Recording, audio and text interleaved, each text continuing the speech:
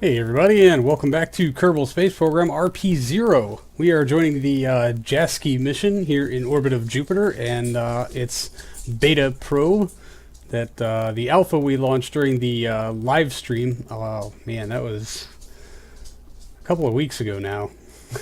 So we're going to launch the beta atmospheric analyzer probe and hopefully get it set up on a much better trajectory, and hopefully also be able to capture some of that high atmosphere Jupiter science that we have been questing for so long. So I have oriented the spacecraft to couple this in a retrograde direction. Hopefully that'll just on its own put it within the atmosphere. So decouple. That'll take about 45 minutes or so to get there. But if not, it's got its own fuels and it's got its own thrusters set up, although they're not the greatest. It will do us some kind of good, and certainly enough battery life to get us there. Now that we know that, we can deploy a little further away from Jupiter, unlike last time.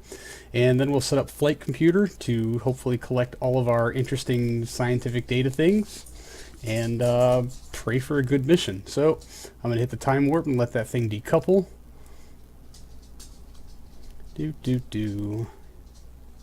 Wow. Yeah, I should have time warped a lot faster. I thought it would be only a second or two. Boom. And away it fires. Okay. Nope. This is the spacecraft I wanted to venture on with. So we're going to... yep. Uh-oh. RCS commands are not responding. Oh, your fuel is locked. That would be a pretty good reason as to why. Yeah, and if we could just get you pointed slowly, because the all of these fire straight through the center of mass until you burn a lot of fuel, and then suddenly you get rotational authority, which is nice to have. So I should have done this the other way. Dang it. Alright. Well, I should have turned SAS off as well. There goes our parent spacecraft. We're just trying to get that below 1.55. And last time, if I remember, it took literally all of the fuel that we had to do that. This time, I think we're going to have a much better approach,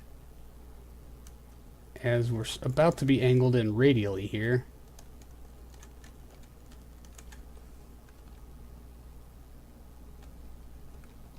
Yeah, I'm not getting a response from the throttle, but that is having a very positive impact here. Oh yeah, we are atmospheric 1.49. We're going to leave it there. Lock the rest of these fuels and hope for the best. Our time to periapsis will be about 3 days, so we just have a very short 3-day ride. What I do need to figure out, however, is when we'll be over the poles. Why do you have a target set? That doesn't seem logical. No, I don't want to set the spacecraft. I would like to target Jupiter. Thank you very much. So, over Jupiter's poles. Alright, I should be writing these numbers down. So while I find a pen, here we go. 3 days, 18 hours, 19 minutes. That should put us over the pole. And then our time to periapsis will certainly be when we are atmospheric. So let's hope we can set up Flight Computer to do this. Alright, so nope, not 3 hours. 3 days. 18 hours. And 19 minutes. Enter. And when you do that, there we go. Let's record perturбation. Record impact. Thank you. Log temp. Radiation, log pressure, and analyze telemetry. There you go. Alright, and oh yeah, I have the data for periapsis. It's right here. 3 days, 18 hours, and 41 minutes. Man, that's really close together. 41 minutes. You know, we're going to set it for 42 minutes.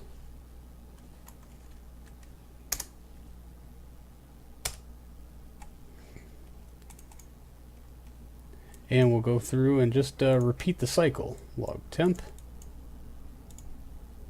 Record impact. Record pedoversion. Log pressure. Log rad. And we got log temperature already. We needed analyze telemetry. Alright, well, here's hoping everything's all set up and ready to go. We'll just go ahead and close out flight computer. And hope that our electric charge doesn't deplete. I'm going to pin that open. Showing a net 0 loss, meaning we're not doing a whole lot of anything. Alright, as we time warp though, that does grow, and I would expect that to happen. This thing is designed for exactly one pass through Jupiter. So here's hoping. But it is basically a battery with a transmitter and some scientific experiments on board. Oh yeah, I think we're going to make it. Coming up on the 3-day mark. Let's bring out our flight computer. How long until we pull our atmosphere analysis and all this other stuff? About 3 hours. So hopefully we will be over the poles when this happens. So we're not really going to get another shot with this equipment. I have 40 minutes. Come on. North temperate bands. Yeah, if it goes polar now, then no. We're probably going to miss. North polar bands. That would be nice. Come on, just 15 more minutes. Stay there for 15 minutes.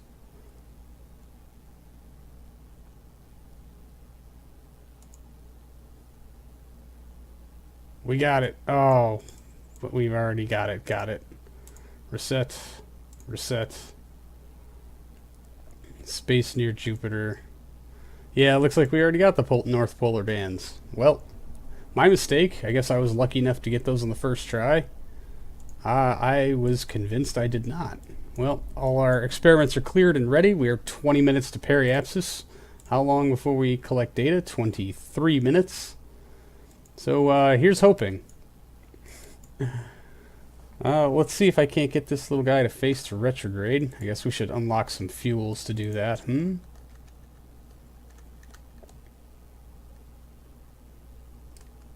As long as we don't bring that periapsis up too high. I'd like it to not go very low either. But this way we can at least correct for it. By pegging on the throttle if we have to.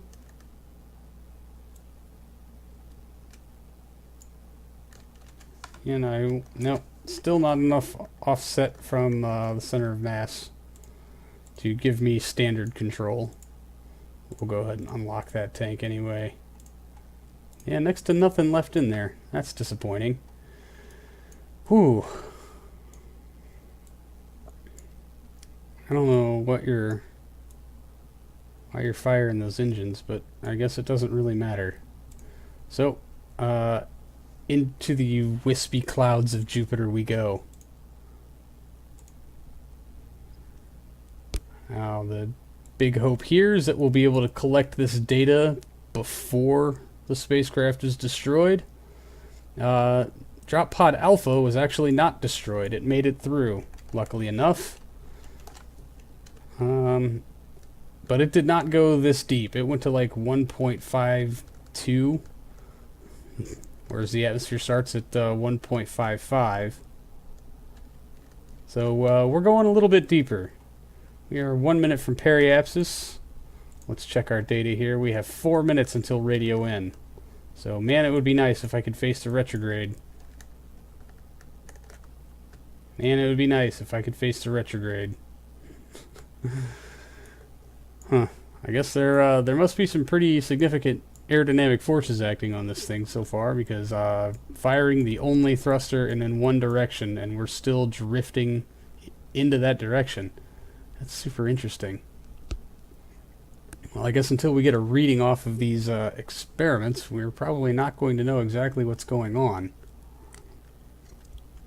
And miraculously, we still have a connection. I really wonder what that signal's bouncing through. I guess we're not going to know, because I'm... Very interesting indeed. Because there's our host spacecraft. And, well, unless Earth is way over here somewhere, which is a possibility. So we'll turn on our dish. Ah, yes. That is super convenient. Talking to the parent spacecraft that has a beam line straight home for Earth. That worked out quite well, that we can just beam this in live. We don't have to worry about it coming out the other side after all. 18 seconds to periapsis. Still no hope of us facing to retrograde. Trying to slow us down a bit more, because it would be neat if we could get in just a little deeper. Yeah, it looks like we are about on our way out the door. So maybe if I could just face down and fire the engine, because yeah, now we are gaining altitude again. Dang it, come on. There's our retrograde vector. Oh well, as long as we're pointing down. I would like to go down. Adjust out this orbit as best we can.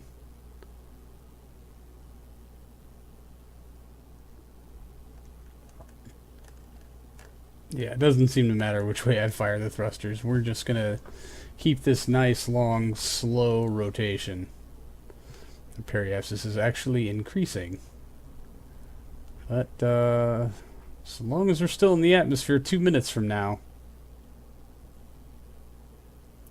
Kind of missed that call in earlier. And then, dang it.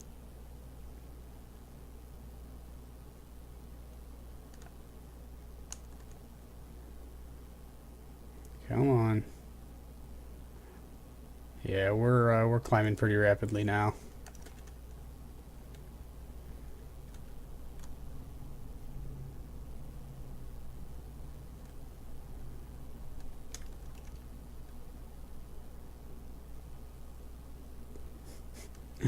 So we're just going to use all of this thruster fuel to the best of our ability.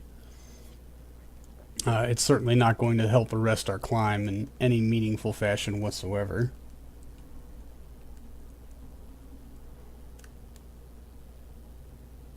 Yep, that's it. And we're spent. 1 minute, 8 seconds until our radio in. Oh, man. We might be just barely outside the atmosphere.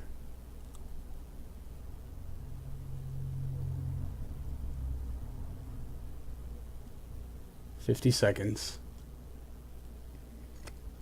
Dang it. There's our camera change. We have left Jupiter's atmosphere. So both of our attempts here with both of our drop pods have failed to miss their mark because I decided to set it back by a minute like an idiot. Good job. Dang. Well, that's a little disappointing. The parent spacecraft still has enough fuel. It could probably make a braking maneuver. The problem there is it doesn't have any real scientific equipment on board. Best we could do is get a telemetry analysis. That's not going to give us a whole lot, but yeah, we'll see what these do afford us. Yeah, looks like nothing new. Space near Jupiter, north temperate bands. It looks like it's all going to be stuff that we've got before. And that makes me pretty disappointed. Where are the rest of them? I swear, yeah, here we go. Let me just go ahead and reset this stuff because it's of no use to anyone. And you know what? I'm going to hit the drop pod radio in. and we're just gonna warp around to the South Pole. I doubt we'll be here for another 40 minutes, but we'll see what biome we get. Maybe it will be interesting, you never know. So, I'll pick you guys up in just a second.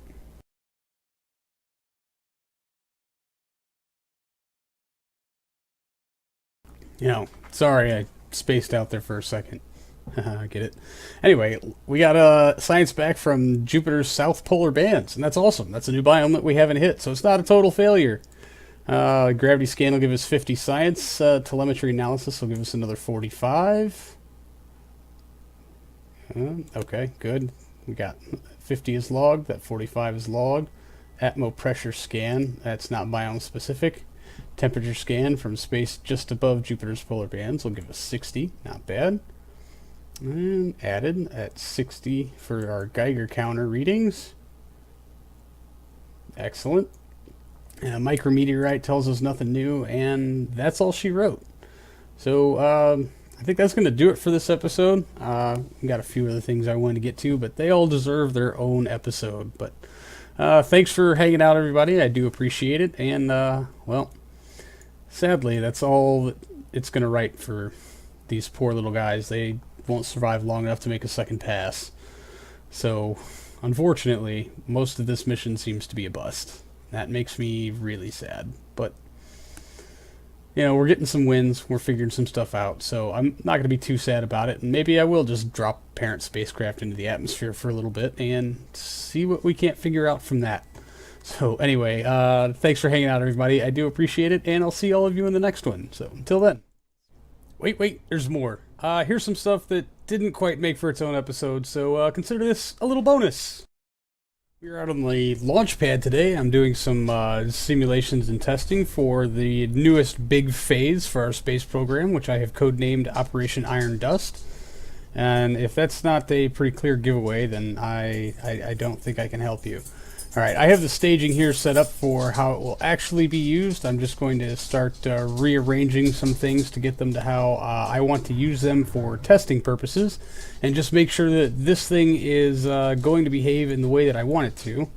So the very first part, we will ditch that heat shield. That doesn't cause any real problems. And we'll light up our 6 engines down here. They are 6 Astros 2s, which aren't going to provide us with enough thrust just yet. Okay, it looks like we are running on our internal tanks. Yeah, there's a little bit down there. I'm thinking that after a little while, they will eventually build up enough thrust to get us going. These RCS ports should be working, but I'm not showing any... was that a little something? Just going to tap the H key. Those should be firing. Oh, yeah, there we go. There's some trace materials. So good, all of those are working. I'm just going to let these Astros engines start to burn through some of what they got going on.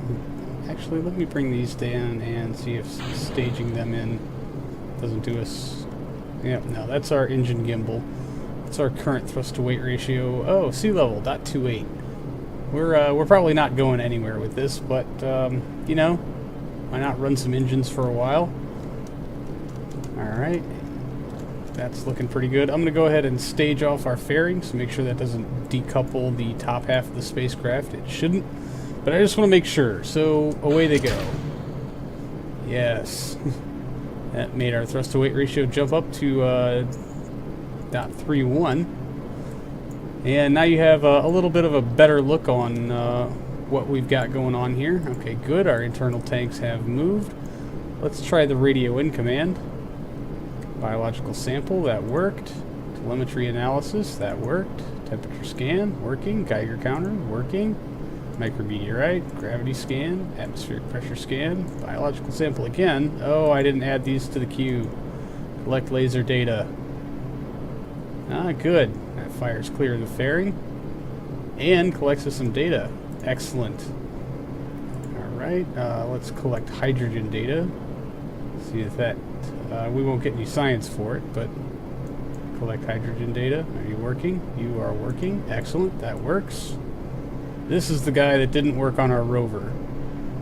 So, collect X-ray data. Yeah, it's not even going to try to fire that drill. Dang it.